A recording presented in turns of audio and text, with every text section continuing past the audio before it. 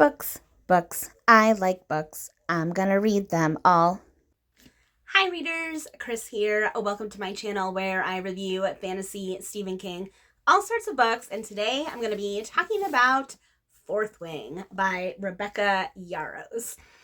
I really was on the edge about whether I wanted to do this video or not because I have already talked about this book in one of my monthly wrap-ups, and by this point, everyone and their brother has read this book. Everyone's been talking about it, so I wasn't sure if I really had anything new to add to the conversation, but here we are.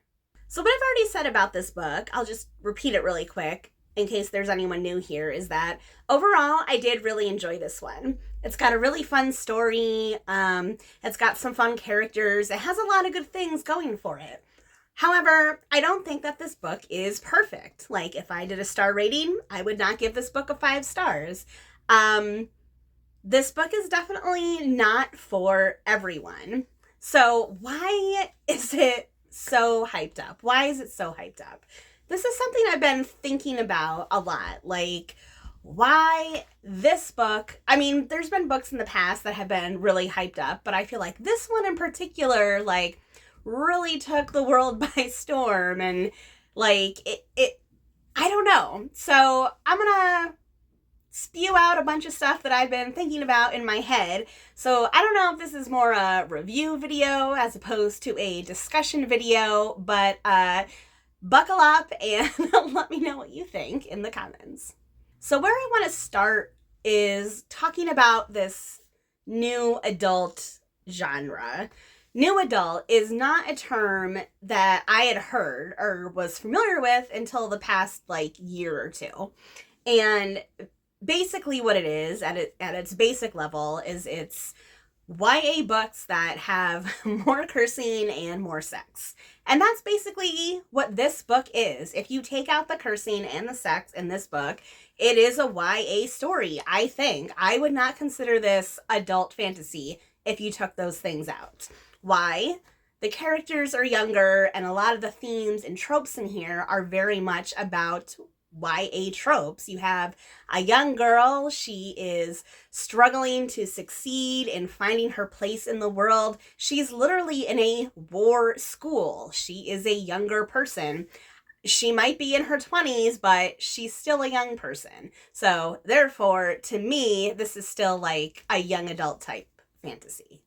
So I very much compare this book to some of Sarah J. Maas's books, especially Crescent City, which is kind of her only new adult book that I've read. Like, they're very similar to me. They're similar in style. They're similar in the way that they handle cursing and sex. They're very similar to me in that vein. Someone may say, oh, they're completely different. Yes, I recognize the stories are completely different, but I feel like the writing is very similar. So why are these books so popular? Like, where does the hype come from?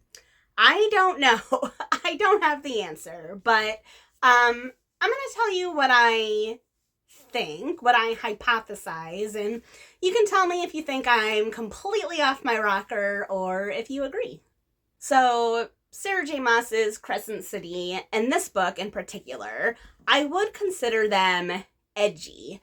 Edgy because they're more like violent and hardcore than a normal YA fantasy.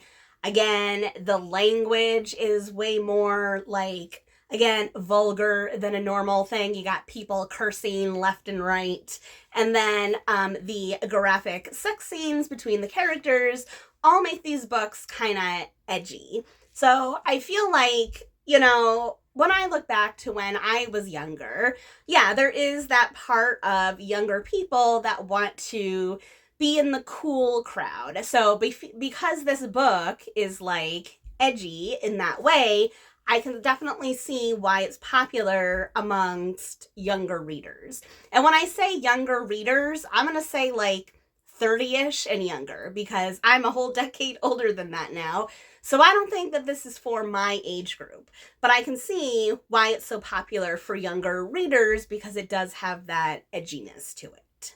And then when it comes to the sex stuff, not even is it just that it's edgy, but I feel like, when I look back to when I was in my younger 20s, like, that was a time that I was really, like, not to get too personal here, but, like, that was really when I was trying to figure out, like, who I was, what I liked, like, experimenting, trying new things, like, all that kind of stuff that you do when you're younger. And again, most fantasy books don't really go into depth in that kind of stuff. So the fact that you have these books that do, these books that have graphic sex scenes where they're really talking about particular things, like, again, I can see why that would be appealing to readers in that age group.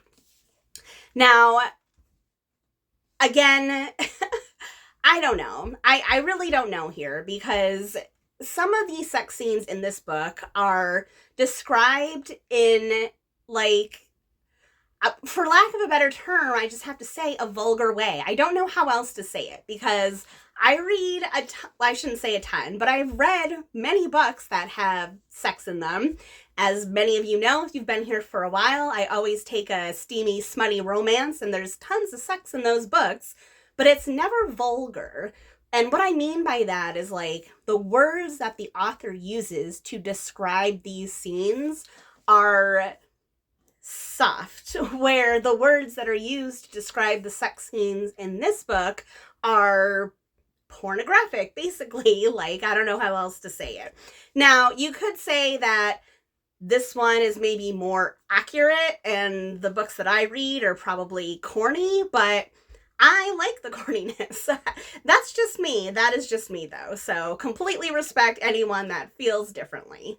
So before I go rambling here, just to circle back, so the book is edgy. The book dives into some sex stuff that you typically don't see in fantasy books like this. And again, I see why that makes a book like this appealing. And again, it also helps in this particular situation that, like, the plot is actually really good. Just like the general overall plot of there being this school where warriors train to ride dragons and fight. I mean, it's super cool. It's like Harry Potter with a little bit of Hunger Games thrown in. Now, the other topic that I wanted to touch on briefly is the whole romantacy, which again is another word that I was not familiar with until the past few years. And just in case you've never heard this term before, romantacy, it's basically a fantasy where the romance is the main plot line. So in a lot of fantasy, there might be a romance, but it's kind of like the sub or the side plot and not the main storyline. In a romantacy, the romance is the main plot. And I would argue that this book is a romantacy, because the romance between the two main characters is very much one of the focal points of this story. Very much so. So again, romantacy. This is another thing where it's really popular. So romantacy, edgy, all those things, covers topics you don't see in other books, all of that stuff, like, made this book really, really hyped. And again, I don't think it's for everyone, and I think you know the type of books that you like. If you don't like cursing in your books, if you don't like excessive sex in your books, you're not going to like this. It's not going to change your mind or make you feel any different.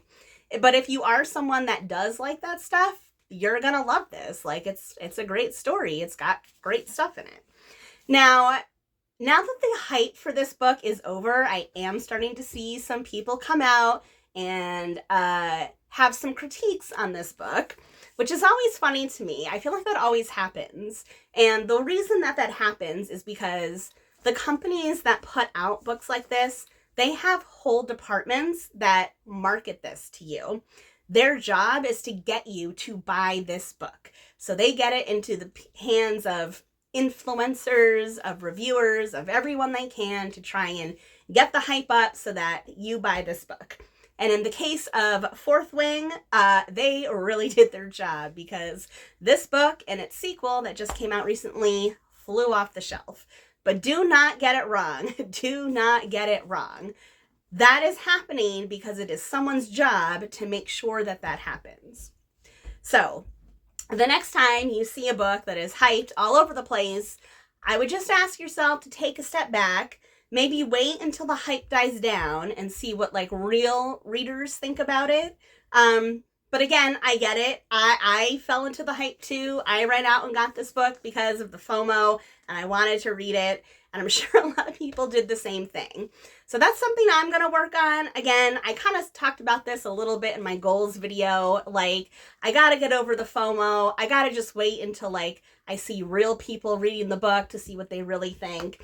And again, in this case, there's nothing wrong with the book. It was really good and I enjoyed it. It's just there was a couple of things I wish I had known going into it. So I'm going to end it there. That was my today's TED Talk on Romantacy and new adult fantasy. Obviously, this wasn't like a traditional review, but let me know if you liked hearing my thoughts on some of these different topics. I was a little rambly today, but I had to get it all out. We'll see how much of this how much of this I cut out. But until then, if you like this video, please give it a thumbs up. If you're not already, please subscribe to my channel for more bookish stuff coming your way soon. All right, everyone. Happy reading.